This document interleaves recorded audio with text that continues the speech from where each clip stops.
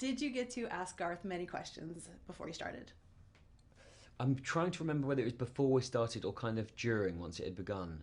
I think he was very careful not to interfere too much. He was always asked to give notes on what he thought of scripts and character choices, but I think he knew that it was no longer the comic; it was something else that had moved on. And of course, I would have so many questions. I always had the comics to refer back to, but every time I spoke to him, it was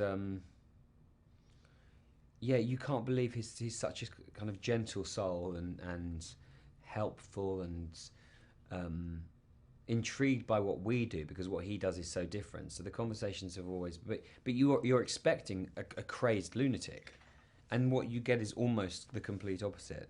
But yeah, he was always he didn't come to set too much, and I think that was a choice. He was there on the last day, and it was so great to have him there, and it was great to see his reaction to the creation of what had been in his mind for 20 years, 20 or so years, you know, and the specificity of it, because the set designer was so incredible. So you'd see this man going around going, oh my God, these are things that were in my head that are now physically there. So that was cool. I know you've talked with Dominic as well. Mm-hmm. Did you help him throughout the process? Did he come to you for advice or No, anything? Just he, mostly afterward, as or? far as I know, he essentially solved all the problems himself, and I find that quite admirable, because Jesse is the hardest character to find, to nail, I think. He's an anachronism. He's someone who I think would have been far happier maybe in 1870 or 1880, getting into gunfights and striding down to the OK Corral and doing simple things in a simple world.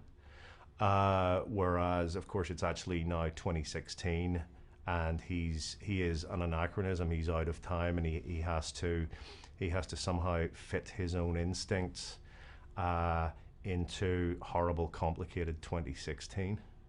I think Dominic did a great job of nailing that.